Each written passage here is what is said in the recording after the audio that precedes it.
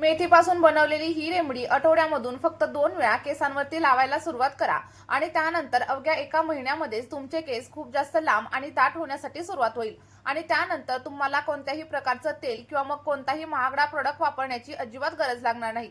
कारण हा उपाय तुमचे केस अगदी रेशमासारखे मऊ करेल आणि त्याशिवाय तुमचे केस कितीही पातळ असले तरी देखील त्यामध्ये इतकं जास्त व्हॅल्यू मिळेल की तुम्हाला सांभाळणं देखील कठीण होईल। आणि व्हिडिओमध्ये तुम्ही पाहू शकता माझे केस किती जास्त सिल्की स्मूथ आणि शायनी आहेत आणि त्यासोबतच माझे केस अगदी कमरेपर्यंत लांब देखील आहेत। आणि तुम्हाला देखील माझ्यासारखेच केस हवे असतील तर हा व्हिडिओ शेवटपर्यंत बघा आणि स्टेप बाय स्टेप फॉलो करायला अजिबात विसरू नका। चला तर मग पटकन आपल्या रेमेडीला सुरुवात करूया। पण त्या अगोदर तुम्ही हा व्हिडिओ कोणत्या गावामधून किंवा मग कोणत्या शहरामधून पाहताय कमेंटमध्ये सांगायला अजिबात विसरू नका। तर बघा आपली ही पॉवरफुल अशी रेमेडी तयार करण्यासाठी सगळ्यात पहिल्यांदा आपल्याला इथं मेथी दाण्यांचा वापर करायचा आहे। कारण मेथी दाणे हे आपल्या केसांसाठी एखाद्या वरदानासारखं काम करतात आणि काही लोक याच मेथी दाण्यांना फेनुग्रीक सीड्स असं देखील म्हणतात। पण याचे आपल्या केसांसाठी मात्र खूप जास्त फायदे होत असतात आणि तुम्ही याला काय म्हणता हे कमेंटमध्ये सांगायला अजिबात विसरू नका। आणि मेथी दाण्यांमध्ये आयर्न आणि सोबतच प्रोटीनचं प्रमाण खूप जास्त असतं आणि तुम्हाला तर माहीतच असेल की आपले केस हे प्रोटीन पासून बनलेले असतात। त्यामुळे आपल्या केसांना प्रोटीनची गरज खूप जास्त प्रमाणावरती भासत असते आणि हीच प्रोटीनची गरज मेथी दाणे पूर्ण करत असतात। बघा त्यानंतर तुमच्याकडे जे कोणतं भांडं असेल ते भांडं तुम्हाला घ्यायचं आहे। फक्त ॲल्युमिनियमच्या भांड्याचा वापर अजिबात करू नका आणि या भांड्यामध्ये साधारणतः 1 चमचा किंवा मग 1.5 चमचा एवढा मेथीदाणा आपल्याला ऍड करायचा आहे। आता इथं मेथीदाण्यांचं प्रमाण तुम्ही तुमच्या केसांच्या लांबीनुसार कमी किंवा जास्त देखील नक्कीच करू शकता किंवा मग जर तुम्ही ही रेमेडी पहिल्यांदाच वापरत असाल तर तुम्हाला थोड्याशा जास्त प्रमाणावरती मेथीदाणा इथं वापरावा लागेल। आणि त्यानंतर साधारणतः 1 ग्लास एवढं फिल्टर केलेलं पाणी मी याच्यामध्ये ऍड केलेलं आहे। आता तुमच्याकडे जर फिल्टर केलेलं पाणी नसेल तर तुम्ही साध्या पाण्याचा देखील वापर करू शकता। फक्त बोरिंगच्या पाण्याचा किंवा मग खाऱ्या पाण्याचा वापर आपल्या या रेमेडीसाठी अजिबात करू नका। त्यानंतर मेथीदाणे व्यवस्थित असे मिक्स करून घ्या आणि आपल्याला हे सगळं काही पाणी गॅसवरती ठेवायचं आहे आणि अगदी मीडियम टू लो फ्लेमवरती व्यवस्थित असं बॉईल करून घ्यायचं आहे। बघा लक्षात ठेवा तुम्हाला हे मीडियम फ्लेमवरती किंवा मग लो फ्लेमवरतीच बॉईल करायचे जेणेकरून मेथीदाण्यांमधील सगळे काही गुणधर्म आपल्या पाण्यामध्ये उतरले जातील। आणि तुम्ही इथं बघू शकता जसं जसं आपले मेथीदाणे उकळायला सुरुवात होईल तेव्हा पाण्याचा रंग हळूहळू चेंज होताना तुम्हाला दिसायला लागेल आणि हा जो कलर आहे तोच आपल्या केसांवरती एखाद्या मॅजिक सारखं काम करणार आहे।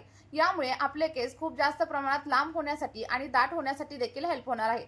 बघा मेथी आपल्या केसांना भरपूर व्हॉल्यूम देते आणि जर तुम्ही तुमच्या केसांवरती खूप जास्त केमिकलचे प्रोडक्ट्स वगैरे वापरले असतील आणि त्यामुळे तुमचे केस खराब झाले असतील तर त्यांची देखील कंडिशन सुधारण्यासाठी मेथीदाणा तुम्हाला हेल्प करत असतो। म्हणजेच काय तर मेथीदाणा एका नाही तर आपल्या केसांच्या अनेक समस्येवरती काम करतो आणि त्याचा रिझल्ट देखील आपल्याला खूप छान असा मिळत असतो।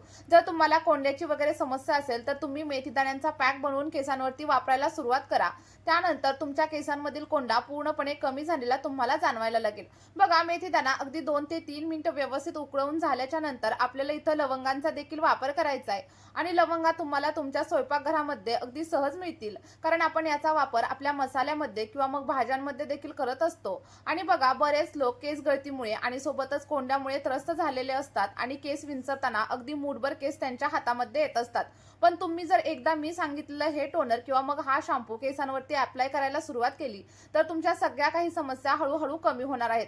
आणि आपण ज्या काही लवंगा घातलेल्या आहेत त्या लवंगांमध्ये युजनल नावाचा एक कंपाऊंड असतो आणि त्यामुळे तुमच्या टक्कल पडलेल्या जागेवरती देखील नवीन बेबी हेअर्स यायला मदत होत असते। त्यामुळे मी सांगितलेल्या पद्धतीने तुम्ही याचा वापर नक्की करून बघा। आणि बघा जे काही लवंग आहेत त्यामध्ये अँटीऑक्सिडंट आणि सोबतच अँटीबॅक्टेरियल प्रॉपर्टीज देखील असतात। यामुळे आपल्या स्कॅल्पवरील इचिंग असू दे किंवा मग तुमचं स्कॅल्प तेलकट वगैरे होत असेल तर ह्या सगळ्या समस्या कमी होण्यासाठी तुम्हाला मदत होत असते। आता तुम्हाला इथं प्रश्न पडला असेल की हे पाणी नक्की किती वेळ उकळायचं, तर जोपर्यंत आपल्या लवंगा आणि मेथीमधील जे काही पोषक घटक आहेत ते पाण्यामध्ये उतरत नाहीत आणि आपण घेतलेलं पाणी अर्ध राहत नाही तोपर्यंत हे व्यवस्थित असं बॉईल करून घ्या। आणि जोपर्यंत मेथीचं पाणी व्यवस्थित बॉईल होतंय तोपर्यंत दुसऱ्या साईडला आपल्याला एक लाल कलरचा आणि मध्यम आकाराचा कांदा घ्यायचा आहे। कारण तुम्हाला माहीतच असेल की कांद्याचा रस आपल्या केसांसाठी एखाद्या वरदानासारखं काम करतो कारण कांद्यामध्ये भरपूर सारं सल्फर असतं आणि सल्फरमध्ये कॅरेटीन प्रोटीन असतं आणि हेच कॅरेटीन प्रोटीन आपल्या केस गळती कंट्रोलमध्ये आणण्यासाठी आणि सोबतच केसांना लांब करण्यासाठी मदत करत असतं। त्यामुळे तुम्हाला या रेमेडीमध्ये कांद्याचा वापर नक्की करायचा आहे। इथं मी फक्त अर्ध्या कांद्याचाच वापर करणार आहे कारण माझे केस ऑलरेडीच खूप जास्त सिल्की स्मूथ आणि शायनी आहेत आणि मला केस गळतीची समस्या देखील अजिबात जाणवत नाही।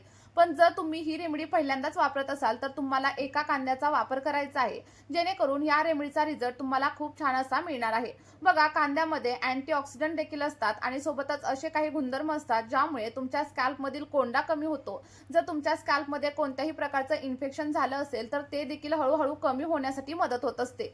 तर तुम्ही इथं बघू शकता, आपलं मेथीचं पाणी देखील व्यवस्थित असं बॉईल झालेलं आहे आणि त्यानंतर आपण जो काही कांदा कट करून घेतलेला होता तो कांदा आपल्याला मेथीच्या पाण्यामध्ये ऍड करायचा आहे. ऍड केल्याच्या नंतर व्यवस्थित असं मिक्स करून घ्या आणि बघा, त्यानंतर आपल्याला कांदा, मेथीदाणा आणि लवंगा आणखी 5 ते 6 मिनिटांसाठी व्यवस्थित अशा बॉईल करून घ्यायच्या आहेत. आता तुम्हाला इथं प्रश्न पडला असेल की 5 ते 6 मिनिटं किंवा 2 ते 3 मिनिटं हे तुम्ही नक्की काय सांगताय?